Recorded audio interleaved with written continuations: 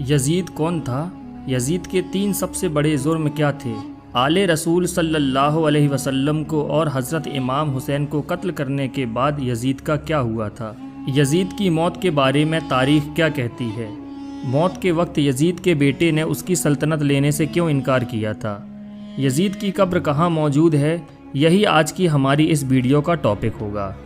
آج ہم آپ کو تاریخ کے سب سے لعنتی اور گھٹیا انسان یزید کے ظلم اور اس کی عبرت ناک موت کی مکمل داستان سنائیں گے۔ یزید بنو امیہ خاندان کا دوسرا خلیفہ تھا۔ حضرت امیر معاویہ کے بعد یزید نے حکومت سنبھالی۔ یزید کے بدترین واقعات میں سب سے خطرناک کربلا کا واقعہ ہے، جس کی وجہ سے وہ رہتی دنیا تک لعنتی اور گالی کا دوسرا نام بن گیا۔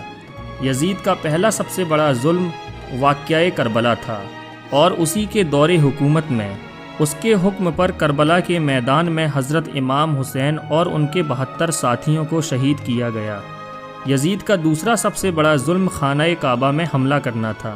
یزید نے بیت اللہ شریف پر پتھر برسائے اور غلاف کعبہ میں آگ لگوا دی۔ یزید کا تیسرا سب سے بڑا ظلم مسجد نبوی کے تقدس کو پامال کرنا تھا۔ مسجد نبوی میں گھوڑوں کو باندھا گیا اور مدینہ منورہ کی لڑکیوں کے ساتھ زنا کیا گیا اور ہزاروں صحابہ کو شہید کیا گیا۔ یزید کا ظلم اس قدر بڑھ گیا تھا کہ اس نے مسجد نبوی میں 3 دن تک گھوڑے باندھے اور مسجد نبوی کے اندر گھوڑوں کی گندگی 3 دن تک ڈال رکھی۔ یزید کی موت ایک عبرت کا نشان ہے۔ واقعہ کربلا کے کچھ ہی دنوں کے بعد یزید کی موت کا بھی وقت آ گیا تھا۔ 10 محرم الحرام 61 ہجری کو کربلا میں امام حسین رضی اللہ تعالی عنہ کا خون بہا کر یزید پلید نے حکومت حاصل کی تھی۔ وہ حکومت بھی زیادہ دن تک نہ رہی اور 3 سال 7 مہینے بعد ہی 5 ربیع الاول 64 ہجری میں 39 سال کی عمر میں یزید کی موت ہو گئی۔ یزید کی موت کیسے ہوئی؟ اس کی 2 وجہ بتائی جاتی ہے۔ ایک وجہ یہ بتائی جاتی ہے کہ یزید شرابی تھا، یہ بہت شراب پیتا تھا، جس کی وجہ سے وہ ایک بیماری میں مبتلا ہو گیا اور پیٹ کے درد اور آنتوں کے سکڑنے کی تکلیف سے تڑپتا رہتا تھا۔ یعنی جس طرح مچھلی پانی کے لیے تڑپتی ہے، یزید بھی اسی طرح تڑپتا رہتا۔ موت سے کچھ دن پہلے یزید کی آنتیں سڑ گئیں اور اس میں کیڑے پڑ گئے۔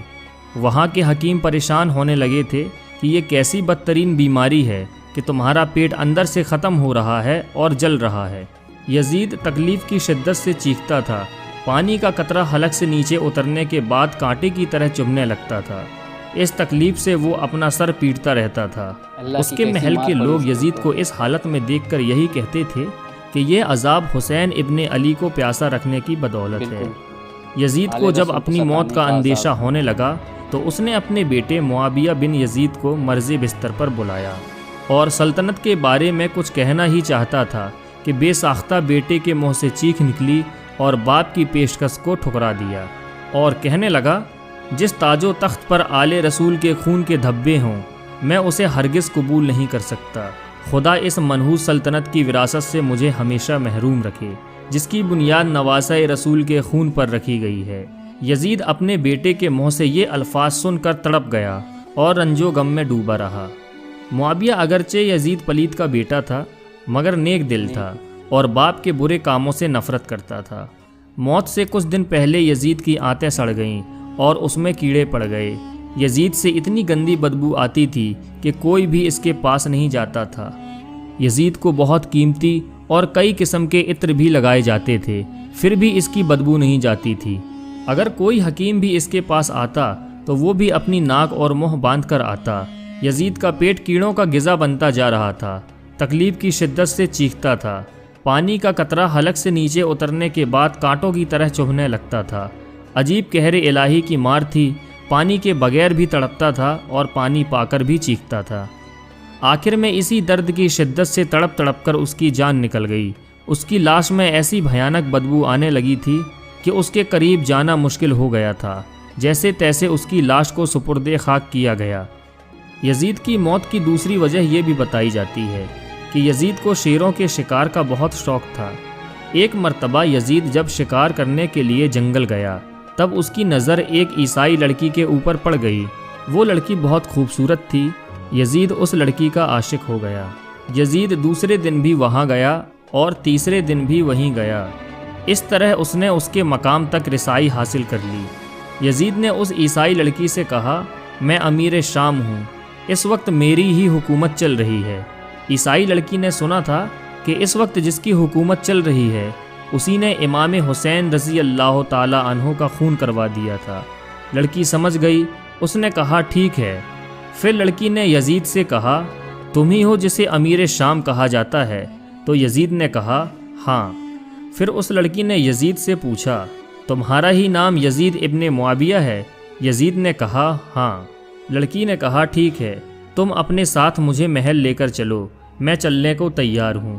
لڑکی نے یزید سے کہا، لیکن ایک شرط ہے کہ تم مجھے کل لینے آؤ، میں چلنے کی تیاری کر لیتی ہوں۔ یزید دوسرے دن شکار کرنے کے لیے روانہ ہو جاتا ہے اور وہ لڑکی بھی آ جاتی ہے۔ یزید لڑکی سے ملاقات کرتا ہے۔ لڑکی اپنے پاس ایک خنجر چھپا لیتی ہے اور یزید کے پیچھے گھوڑے پر بیٹھ جاتی ہے۔ جب یزید بات کرتے ہوئے آگے بڑھا تو لڑکی نے بڑی ہی پھرتی سے خنجر نکالا اور خنجر نکالنے کے بعد یزید کے پیٹھ میں خنجر مار دیا۔ خنجر کا لگنا تھا کہ یزید گھوڑے سے نیچے گر گیا۔ پھر اس لڑکی نے دوبارہ پھرتی سے یزید کے خنجر مارا۔